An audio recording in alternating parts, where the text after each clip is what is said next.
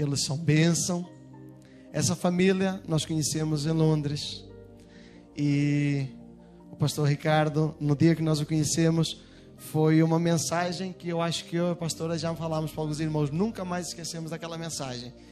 Sinal que surtiu efeito e a mensagem foi bem pregada.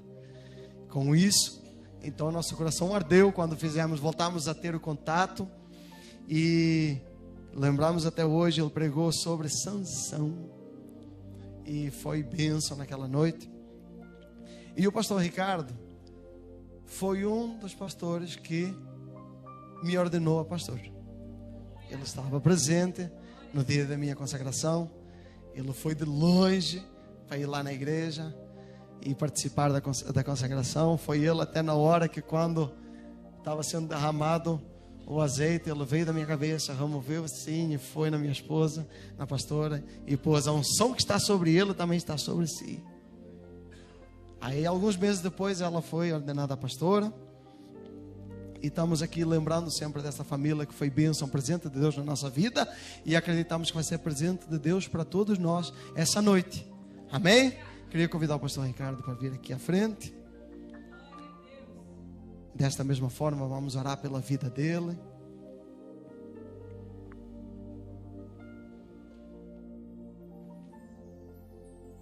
Estenda as tuas mãos para cá. Senhor, nós oramos pela vida do teu servo.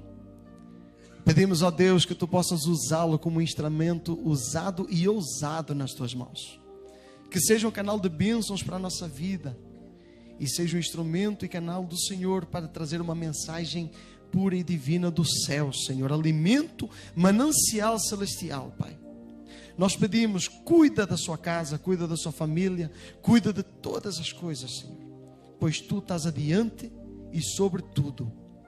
Te agradecemos e louvamos pela sua presença aqui conosco. Porque um dia o Senhor o apresentou a mim, a minha esposa, a minha família. E hoje nos apresenta a vida dele e sua família para todos nós. Somos gratos a ti, Senhor, por isto. Assim nós bendizemos e oramos por tudo em nome de Jesus. Amém.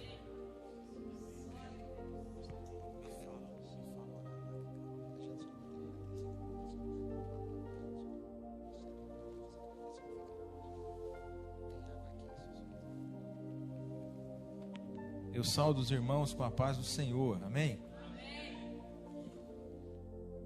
Fico feliz em estar aqui, né? Com os irmãos, conhecer novas pessoas. Quero agradecer ao pastor Cristiano, sua esposa, né? Pastora também, que nos recebeu muito bem em sua casa e dá vontade de ficar lá para sempre, né? É bom demais, né? Mas é igual Pedro. Pedro subiu no monte com Jesus, estava tão bom, e falou: Jesus, vamos amarrar uma barraca aqui, uma para mim, para o Senhor, uma para Moisés e para Elias, vamos ficar aqui. E Jesus falou: não, o Senhor tem que descer. Irmãos, pode sentar.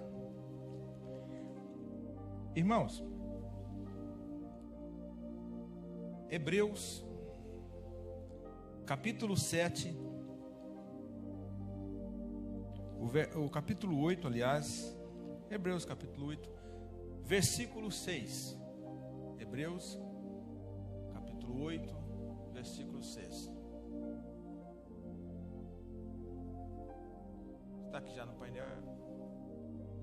Que diz o seguinte: contudo, o ministério sacerdotal que Jesus recebeu é superior ao deles. Ao deles que ele está falando de Arão, está falando dos outros sacerdotes antes de Jesus, como também a aliança da qual ele é mediador e superior à antiga.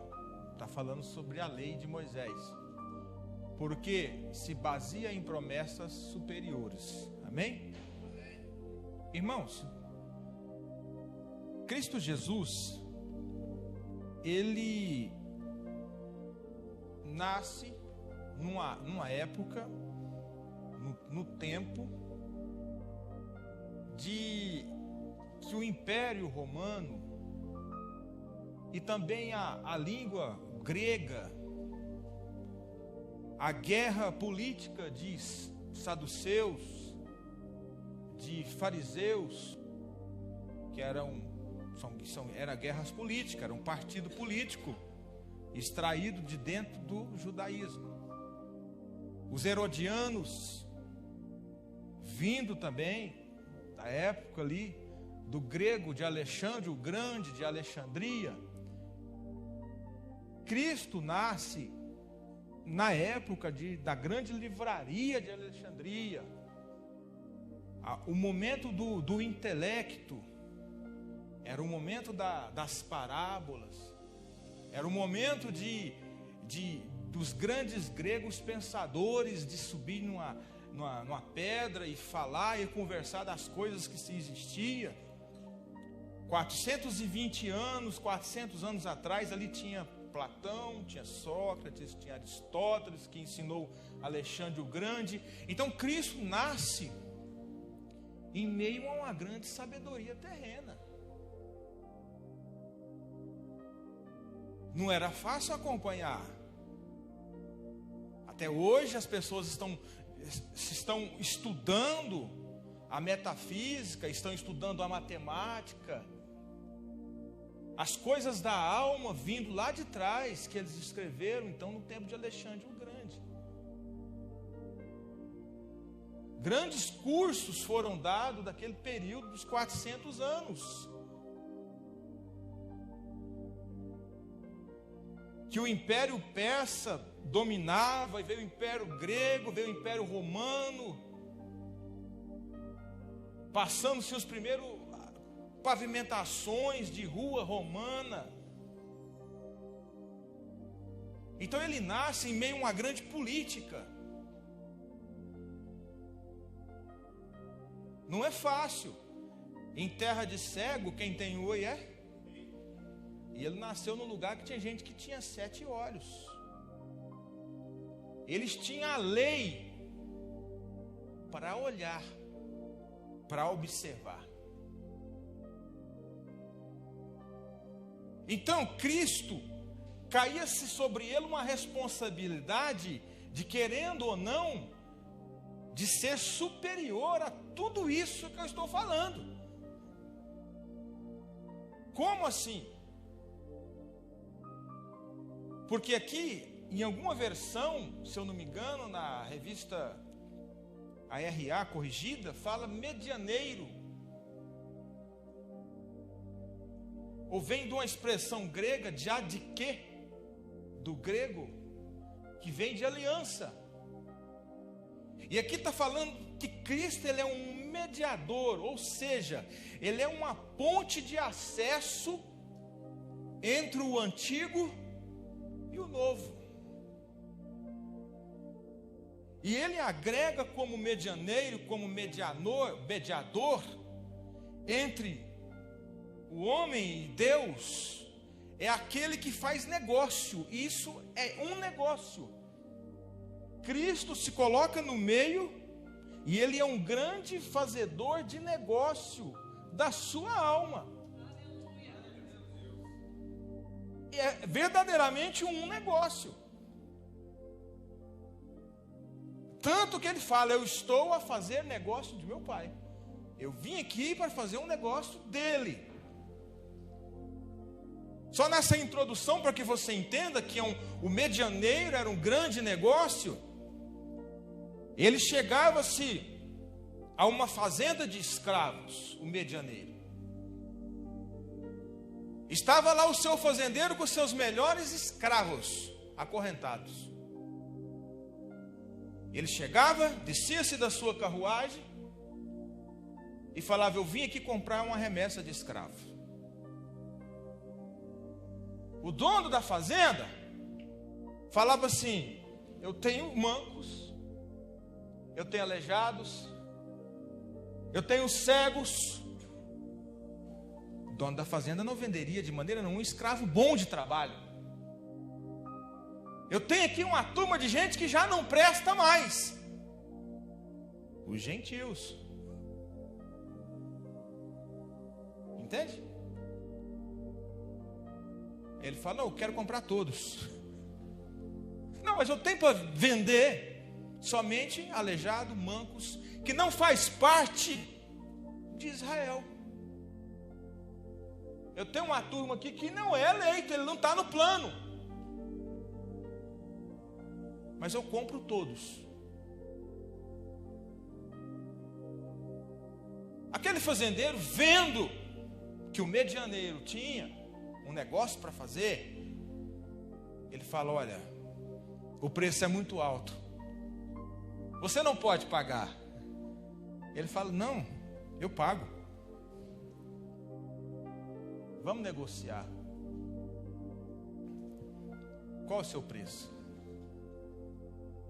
Aquele senhor da fazenda fala: eu quero o seu sangue. Porque ele não queria abrir mão dos escravos. Lembra de Faraó?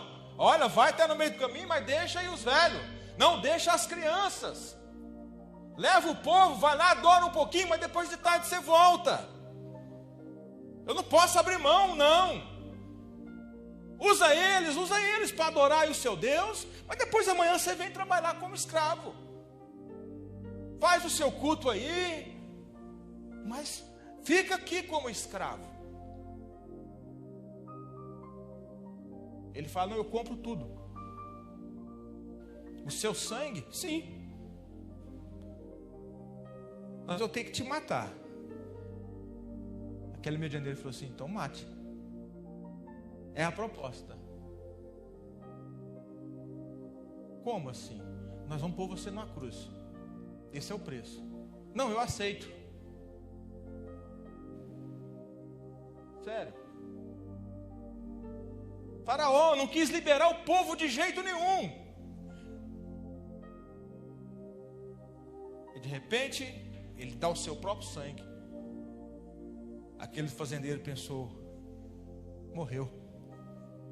Eu fico com os escravos, fico com a bolsa que Judas Iscariotes carregava, eu fico com toda a diretoria eclesiástica. Ele morre e os planos do Pai que enviou sejam frustrados. Vai ficar tudo frustrado. Meu plano é perfeito. Aleluia, glória a Deus. Mas no terceiro dia o medianeiro ressuscita. Mas eu não esperava isso. Bate lá na porta de novo: oi, eu vim cá buscar os escravos, com a qual eu comprei 3 dias atrás. Como assim? Aleluia, glória a Deus. Está aqui a carta de alforria. Me dá os meus escravos. Pega os escravos, a nação gentia, tira de dentro daquela fazenda, carrega todos para fora, pega a carta de alforria e fala: está aqui, vou rasgar. A dívida que você tinha, você não deve mais. Eu pago tudo. Aleluia, glória a Deus. Vai, você é livre. Mas você preferiu ficar, pastor Cristiano. Fala: Senhor, você me comprou, eu sou livre, mas eu quero ficar.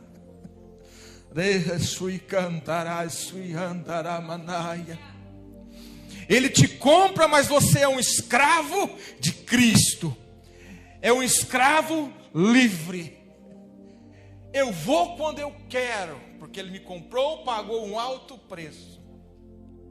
E esse medianeiro, Cristo Jesus, é a primeira função que Ele faz como mediador entre Deus e o homem. E Ele agrega em si algumas funções. Samuel, um homem que abriu linha no ofício profético. Até Samuel não existia ofício profético.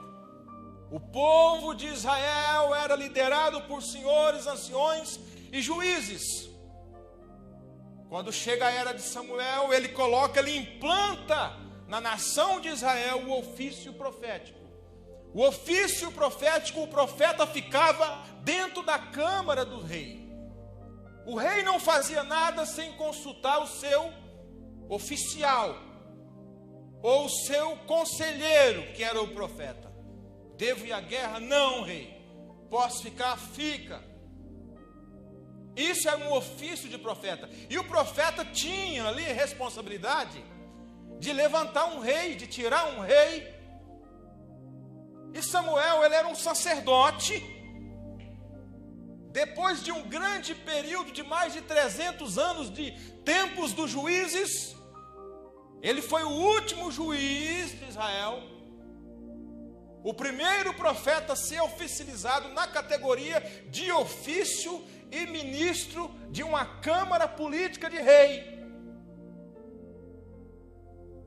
Tanto que esse ofício veio de Samuel até João Batista, o último profeta, como ofício de profeta. Eu não estou falando de profeta como o dom de língua e profecia. Eu estou falando como profeta, como um cargo dentro de um palácio de um rei. Era um ofício. E Samuel teve então um outro ofício chamado ofício de juiz. Então ele foi profeta, ele foi sacerdote e também foi juiz em Israel. Ele exerceu esses três ofícios. E Cristo, como medianeiro acima de Samuel, ele exerce muito mais do que isso. Ele exerce o ofício de profeta, está exercendo o ofício de sacerdote, ele vai exercer o ofício de juiz no milênio e rei dos reis e senhor dos senhores.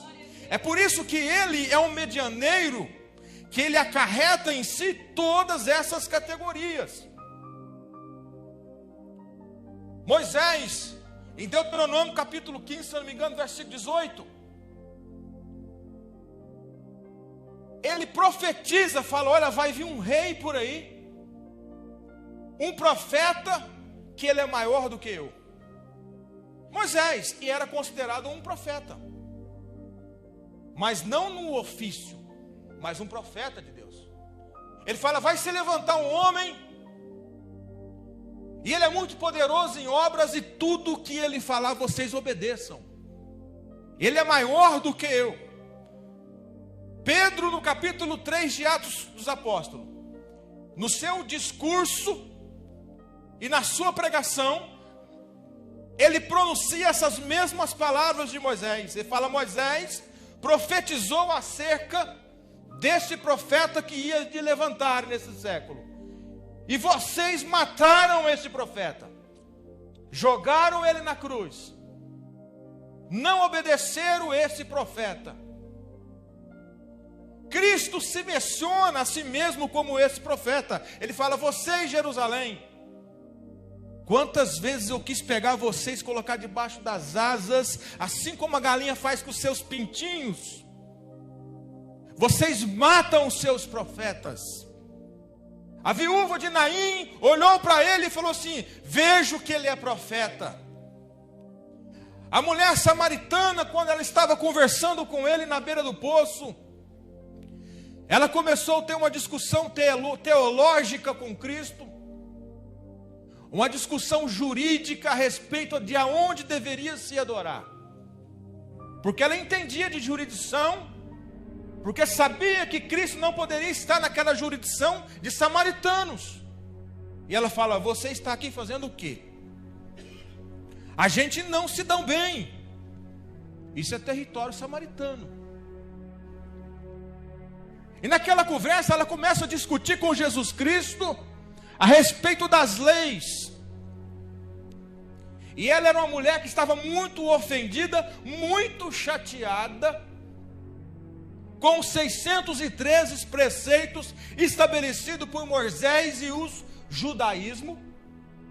E naquele instante eles não conseguiam cumprir aquelas leis, era samaritana, nem os judeus conseguiam cumprir as leis. E conversa vai, conversa vem, e de repente ele olha para ela e fala assim, cadê o seu marido? A discussão era uma discussão teológica, era uma discussão democrática, falavam-se de política ao mesmo tempo, e ao mesmo tempo falaram de monte e adoração. E ele fala, cadê o seu marido? Mas meu marido não tem. Pois é, e até o que você tem não é seu. o profeta aí. Aonde entra o dom de profecia, aonde o conhecimento acaba. Você pode pregar toda a palavra do Senhor, sem o conhecimento profético, sem o discernimento profético de Deus vindo do céu, jamais vai entrar no coração do indivíduo qualquer, ou de uma alma que está escutando a profecia. E quando ele estava olhando para ela e mostrando os seus cuidados a respeito da lei, e quando ele olha e fala, o marido que você tem não é seu. E de repente ela fala, olha o seguinte, vejo que tu é profeta. Como é que você sabe disso? Cristo na qualidade de profeta. Quantas e quantas vezes ele estava conversando com as pessoas. E a Bíblia fala que Cristo, conhecendo os corações, porque ele na qualidade de medianeiro como profeta, ele tem alguns atributos. Ele é onisciente, que ele sabe tudo o que se passa dentro da sua mente, do seu intelecto, tudo que é juntas e medulas, ele entra dentro e ele divide a sua alma, o seu espírito e corpo, e trata de cada maneira diferente, e conhece todo o seu rins. E fala contigo, meu servo, eu te conheço, eu te sondo, quando você era ainda uma ameba sequer, quando você não tinha nenhuma forma, eu te visitei, quando você não tinha forma nenhuma, eu te chamei pelo nome, tu és meu, aleluia. Somente um Deus onisciente, onipresente, que pode estar dentro do útero da sua mãe para te conhecer, entrou lá dentro e falou, eu te conheço. Mas eu não tenho nenhum dia ainda aqui dentro. Eu chamei-te pelo nome, e ninguém vai arrancar você de minhas mãos.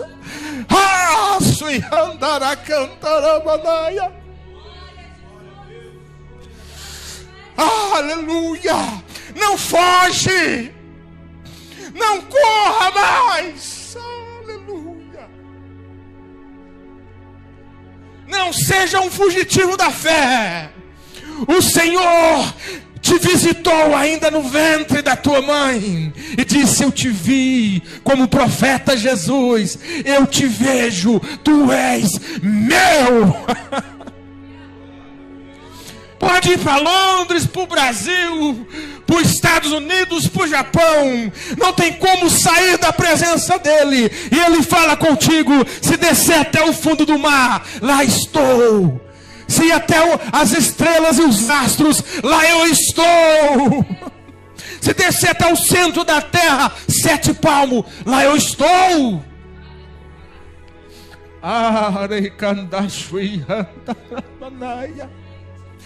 E esse Deus que eu te apresento, ele visitou você no ventre da sua mãe, quando você ainda nem conversava, e ele falou contigo, filha, tu és minha. Tu és minha filha. Tu és minha filha. Não adianta querer morrer não, tu és minha.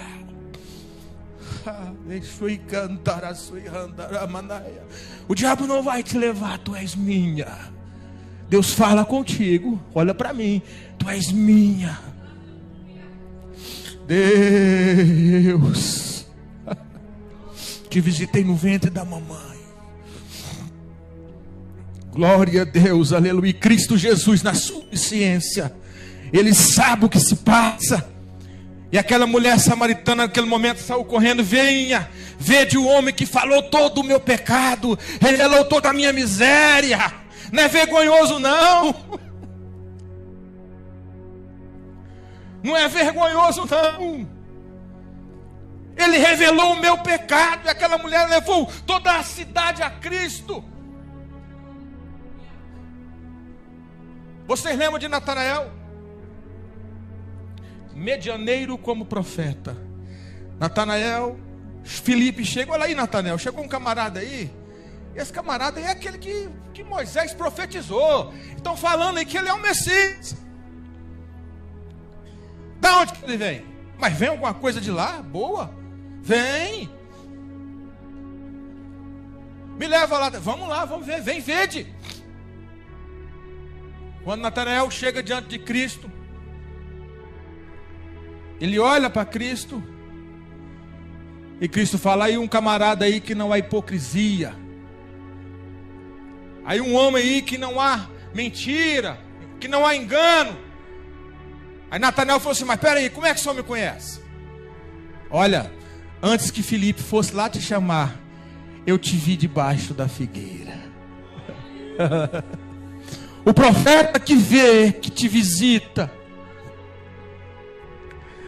Oh, aleluia, glória a Deus.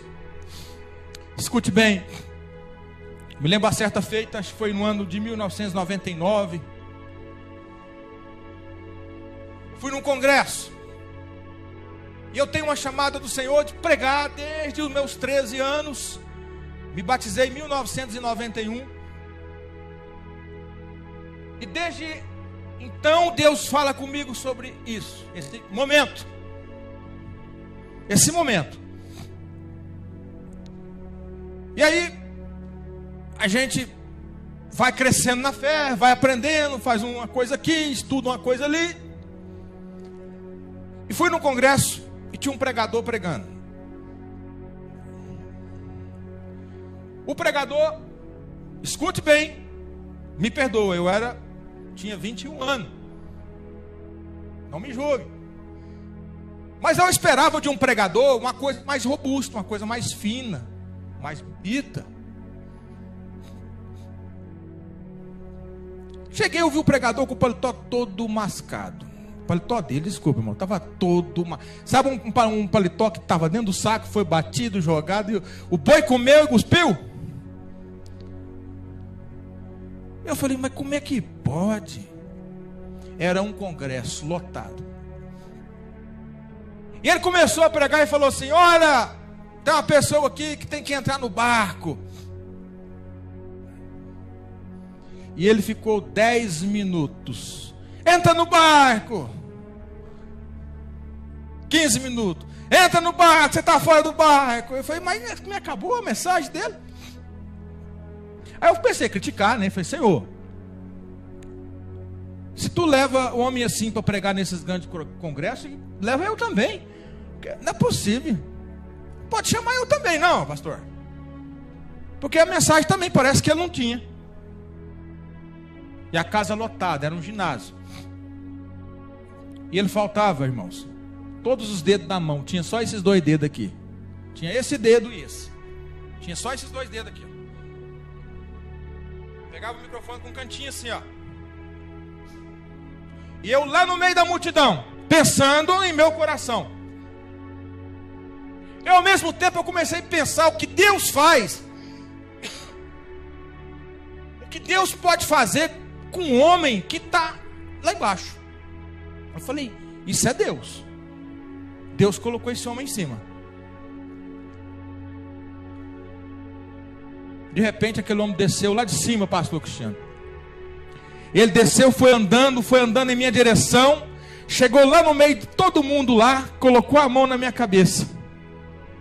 Quando ele colocou a mão na minha cabeça, a mão dele veio na minha cabeça perfeita. Faltava todos os dedos aqui. E ele braçou toda a minha cabeça com as mãos. Aí eu já assustei. Falei, nossa. Apertou, chegou no meu ouvido. Falou, meu servo, ainda foi modesto. Ainda foi bacana comigo. Não temas, pois eu também te levarei a muitos lugares. Só entra no barco. Aí ele voltou para trás e começou a entrar no barco. Aí eu falei, eu estou fora. Então, às vezes a mensagem do pregador não faz sentido, porque de repente você está mesmo fora do barco, não é? E eu pulei para dentro do barco. Falei, então é isso que o senhor quer? Então vamos lá.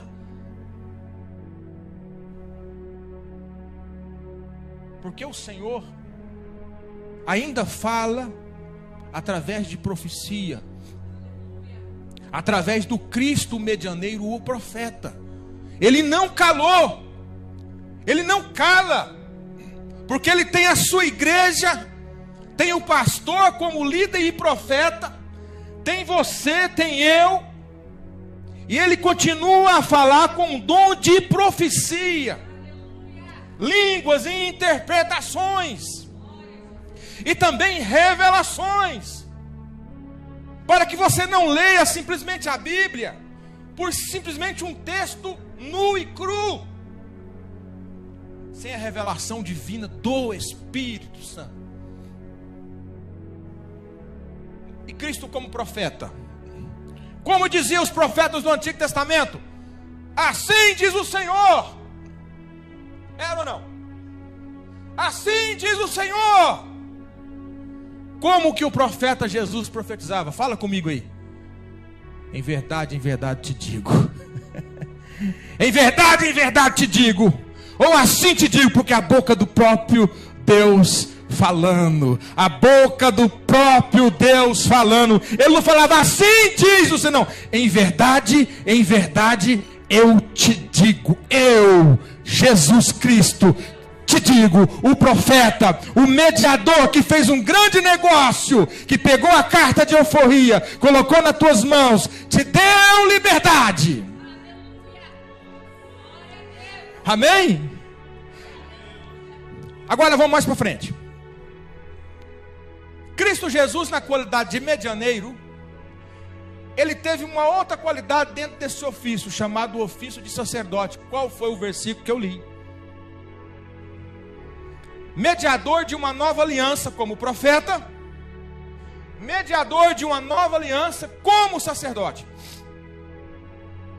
Porque ele precisava ser superior a todos os profetas do Antigo Testamento em tudo. Isso era necessário. E o mais interessante, vocês podem colocar aí o Hebreus capítulo 8, versículo 4.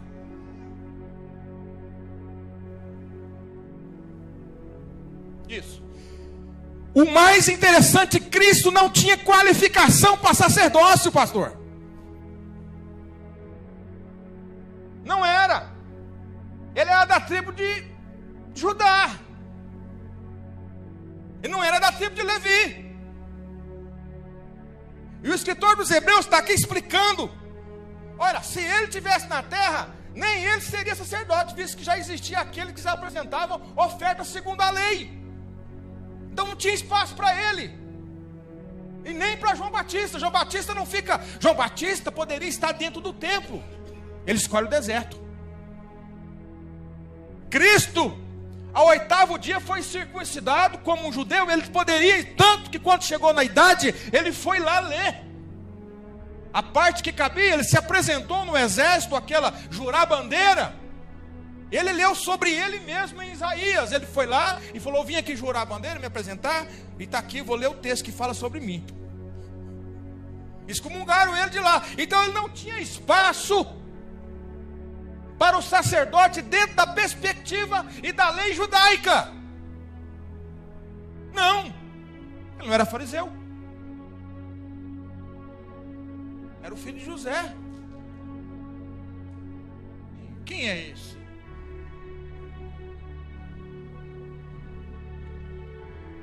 Não, que história tem por aí? Eu sei que uns andam, uns escutam, uns cego vê, transformou num lugar água e vinho. Mas e as qualificações? E o escritor aos Hebreus, se você estudar o pé da letra, mostra isso para nós, que ele não tinha. Então ele não podia fazer um sacrifício terreno. Cristo não podia, sendo ele da tribo de Judá, não podia fazer um sacrifício terreno. Hebreus capítulo 9, versículo 20.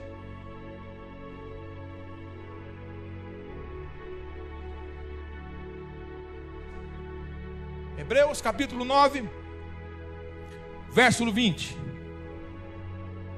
24. Gaste tempo com esses versículos. Ele não poderia fazer um sacrifício num tabernáculo terrestre. Ele falou assim: então peraí, vou fazer um aqui, ó. Pois Cristo não entrou em um santuário feito por homens. Uma simples representação do verdadeiro. Ele entrou nos céus para agora se apresentar diante de Deus ao nosso favor. Oh, aleluia.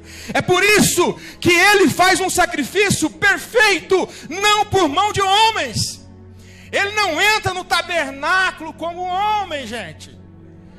Cristo, quando ele morre na cruz e desce à sepultura, ele passa por um processo de entrar num tabernáculo feito por mãos divinas, porque o tabernáculo que era feito na terra era simplesmente um vislumbre, era simplesmente uma sombra daquilo que já existia lá em cima.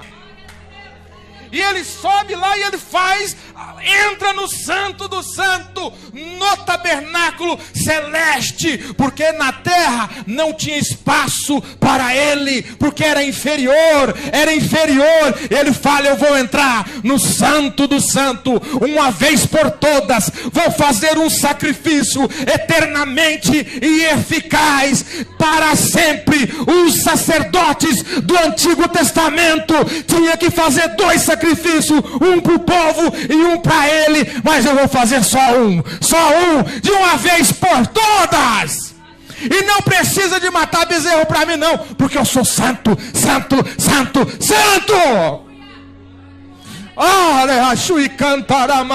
O sacerdote tinha que fazer sacrifício para o povo, mas depois ele tinha que fazer um para ele, porque ele se contaminava com o pecado do povo. Ele falou: não, para mim não precisa não, está tudo bem. Oh, aleluia. E o ofício de Cristo hoje, no século 21, é sacerdotal. Ah, mas ele não é rei? É rei dos reis, senhor dos senhores. Ele é profeta? É também. Usa a igreja em dom de profecia. Sim. Ele é sacerdote. Enquanto ele não voltar e buscar a tua igreja, ele está no ofício sacerdotal de salvar o que se havia perdido. Enquanto não acontecer o arrebatamento da igreja, ainda na grande tribulação, ainda haverá salvamento de almas, segundo as Escrituras. Ele estará na função de sacerdote, pois é necessário. Mas ele ainda é rei dos reis e senhor dos senhores. E ele agrega em si, como medianeiro, um profeta perfeito. Como profeta, ele fala o seguinte: nenhum da minha palavra volta vazia. Tudo vai se cumprir, um tio vai se cumprir. Como sacerdote, ele faz um sacrifício eterno, perfeito e eficaz. Agora tem uma outra função que ele vai exercer no milênio. Qual é? Alguém quer apostar aí? Hã? Rei dos reis e senhor dos senhores. Pôncio Pilatos chega até ele e fala assim: mas tu é rei? Estão te condenando aí, porque se você tem um pessoal falando que você disse que é rei. Herodes já mandou matar uma turma de meninos aí, só porque me falaram que ia nascer um rei. Há quase 32 anos atrás aí, Jesus, Herodes mandou matar uma turma de meninos aí, porque simplesmente falaram que era rei, que ia nascer um rei dos judeus. E mataram toda a criança daquela época. Tu é rei? O que Jesus falou? Tu dizes? Mas o meu reino não é daqui. Jesus Cristo foi claro nisso. Eu sou rei. Para isso eu nasci. Para isso eu vim ao mundo. Mas não é agora, Pilatos. Mas como? Que dia que vai ser isso? Quando eu vim buscar a minha igreja, arrebatar o meu povo, passar um período aí ou para mais ou para menos, né? Uns acham que Cristo vai voltar depois ou antes desses 7 anos, não tem problema. Mas quando eu buscar o meu povo, que nós entrar no milênio, o diabo teve a sua oportunidade de reinar o tempo todo. Saul teve a oportunidade de reinar o tempo todo. Herodes teve a oportunidade de reinar o tempo todo. Os governantes dessa terra aí, que está acontecendo nos dias de hoje, têm a oportunidade de reinar o tempo todo, mas eu vou ter a minha oportunidade. Mas como assim? Porque eu nasci, um filho se nos deu, um menino nos nasceu, eu nasci como homem, para reinar como homem, e nasci como Deus, para reinar como Deus. Eu tenho as duas categorias como filho de Deus. Aquele rebento que está escrito lá em Isaías capítulo 11, lá do tronco de Jessé, vai nascer um rei. Aquela rameira que está morta lá, fique tranquilo, que vai nascer alguma coisa daquele tronco, daquele rebento de Jessé. Aí de repente Bartimeu, aquele que não via nada, ele fala uma das coisas mais lindas do ofício de Cristo: Jesus Cristo, filho de Davi, tem misericórdia de mim. Que teologia aquele cego fez para enxergar que Jesus Cristo se descendia da genealogia de reis? Filho de Davi, tem misericórdia de mim. Um cego que não via nada, mas via com o coração. Ele viu o Messias. E o Rei dos Reis e Senhor dos Senhores terá a sua oportunidade de reinar. Mas como assim? Ele não pode descer para reinar se ele não tivesse nascido de homem. Ele não fazia parte de maneira nenhuma de nós. Sabe por que ele tem direito de reinar? Porque a coroa que ele usou foi de espinhos. Nenhum outro homem, nenhum outro rei teve coragem de falar assim: eu quero reinar com a coroa de espinho. A coroa que me deram como rei é de espinhos. Oh, aleluia. Ele será rei dos reis porque a roupa que deram para ele foi rasgada em 4 partes. Tipifica os 4 cantos da terra. Eu vou reinar nos 4 cantos da terra. As minhas vestiduras será rasgada, lançado sorte e será manchada. E esse sangue vai manchar 4 cantos da terra. Eu serei rei porque essa coroa, nenhum rei usa esse espinheiro como eu usei. Eu serei rei porque ninguém coloca cravos na mão de espinhos como eu. E o mais interessante, eu serei rei dos reis porque nenhum rei ressuscitou como eu. E Apocalipse está escrito: guerrearão contra o Cordeiro e o Cordeiro os vencerá.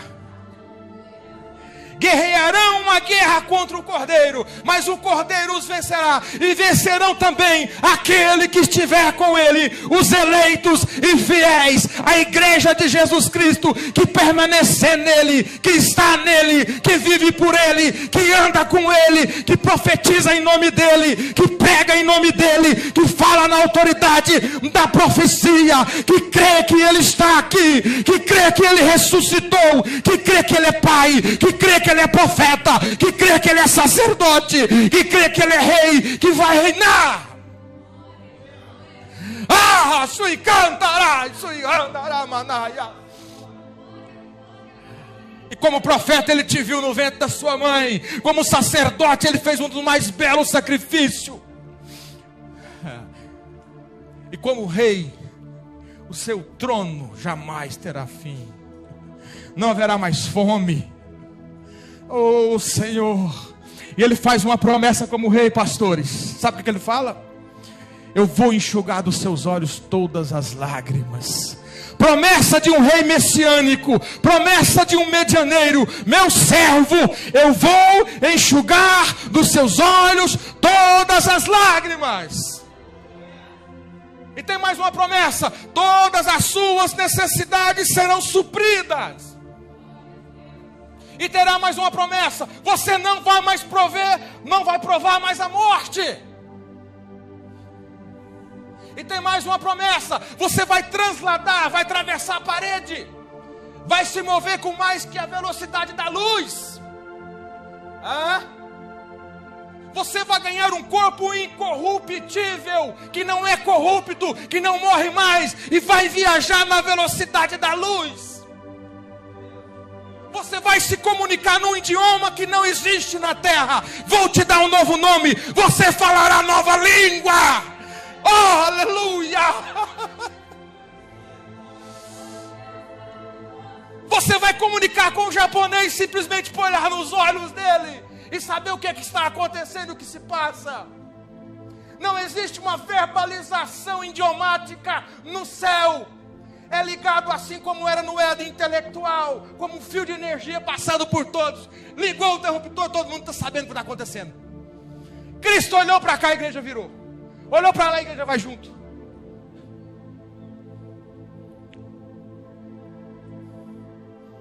Ele fala: vocês será como eu. Eu sou a primícia dos que dormem. O que ele faz? Atravessa uma parede na frente dos discípulos. Vrum. Que é isso? Vocês será como eu. Porque aquele que ressuscita não pode morrer mais.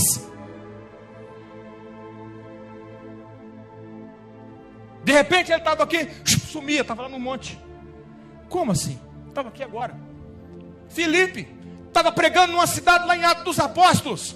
E de repente ele foi achado numa cidade não sei quantos quilômetros de distância.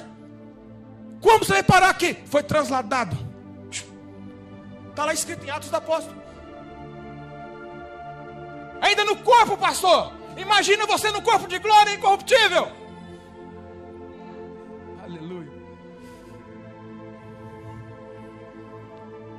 Se você começar a estudar, Paulo fala: irmão, não espere em Deus somente nessa vida. Se você esperar nele nessa vida, tudo que você tem aqui, você será o mais miserável dos homens.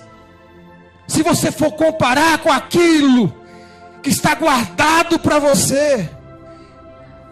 Eu tive lá no céu, eu vi coisa inacessível. Paulo fala em Coríntios 12, coisas que eu não posso revelar. Eu fui transladado, recebi um arrebatamento de sentidos, e eu vi tudo que eu não posso passar para vocês, que vocês são como criança. Não dá para passar o que eu vi lá.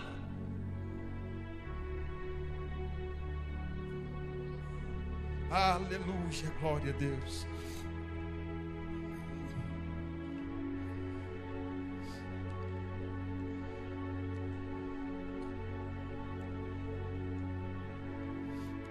Escute. Deus não se calou. Eu sou prova viva que Deus existe. Já estou terminando. Uma certa feita, antes de eu vir para Londres, eu gosto de contar esse testemunho, porque eu acho que o pregador precisa, ou crente precisa de ter história com o dono da palavra. Não adianta eu ler um livro, estudar uma teologia vazia. Não adianta eu falar tudo aqui sobre Jesus e você chegar em mim e falar assim: e você conhece ele? Que marca que ele te fez? Foi aonde que ele marcou? Foi na coxa, como Jacó? Foi aonde? Vós tens a marca de Cristo, o penhor do Espírito Santo.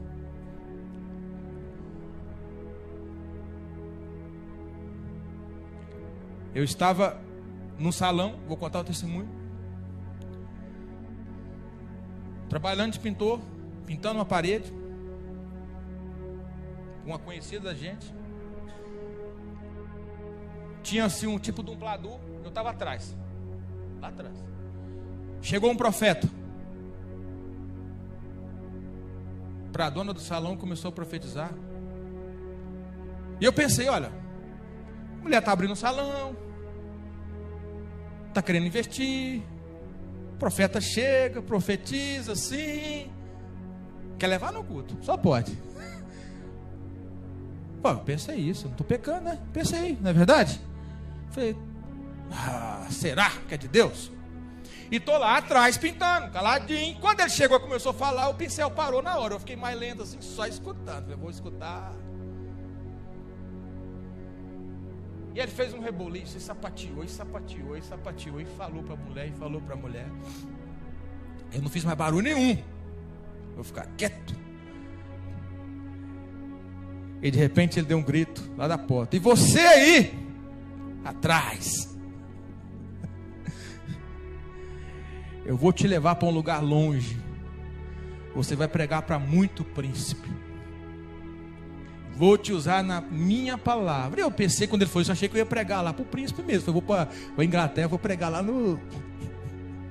Eu pensei, meu, vai pregar para os príncipes?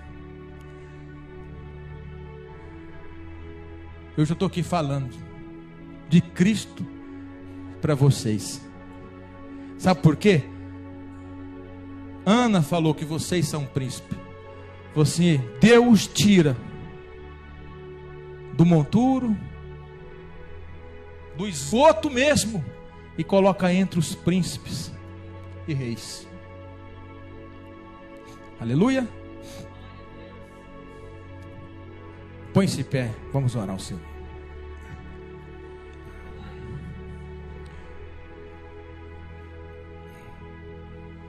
Escute.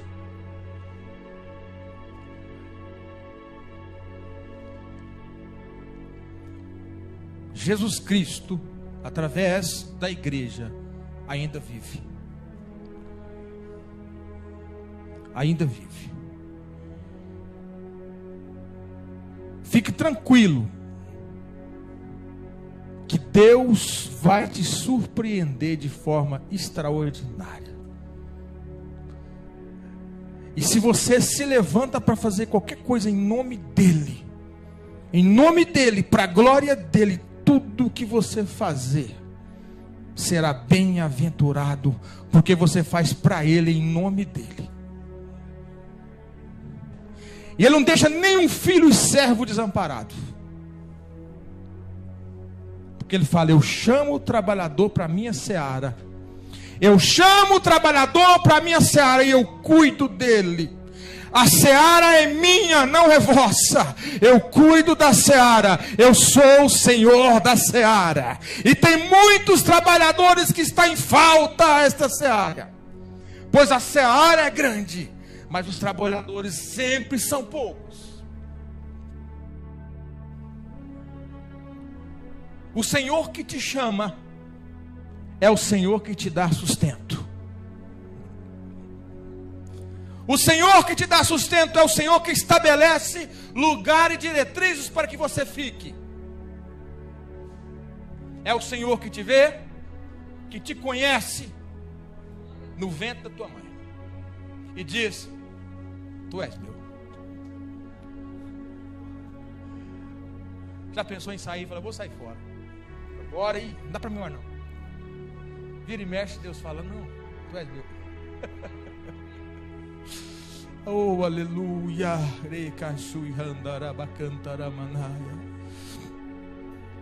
Vamos orar ao Senhor.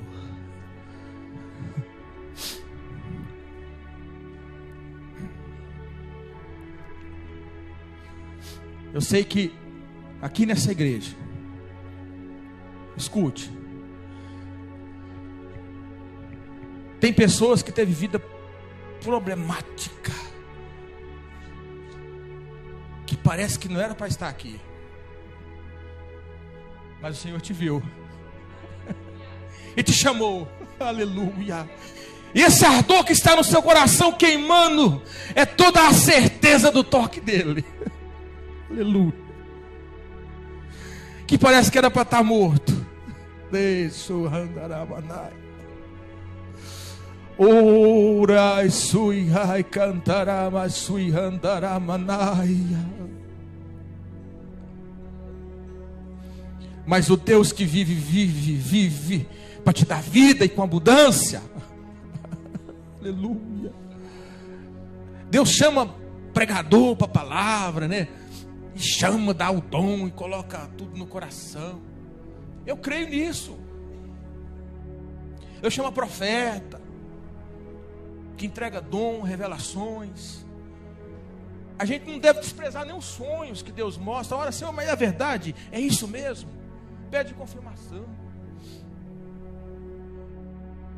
E Deus chama você que está se sentindo um lixo. Senhor, eu não passo de um caco assim como Jó, leproso. Pegava os cacos de telha e se coçava. Dá nojo de mim mesmo, Senhor. Se você não tem nada para oferecer para Ele, ofereça seus pecados. Falou, Senhor, está aqui os meus pecados, toma, é teu. Todos os meus pecados, toma, é teu. O pior dos meus pecados é teu. Ele vai falar assim, obrigado, foi por isso que eu morri. Senhor, meu Deus e meu Pai, está aqui os teus servos. Peça a sua graça, a sua misericórdia, Senhor, sobre cada um que aqui se encontra.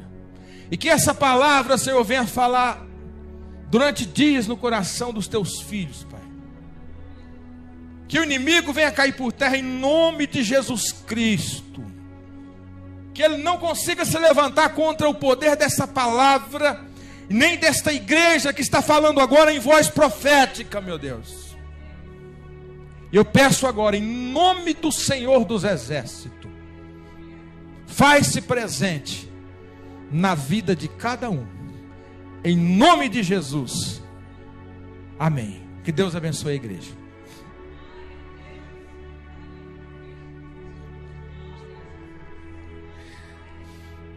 E o pastor falando da revelação do profetas. Ainda em Londres, eu estava numa igreja.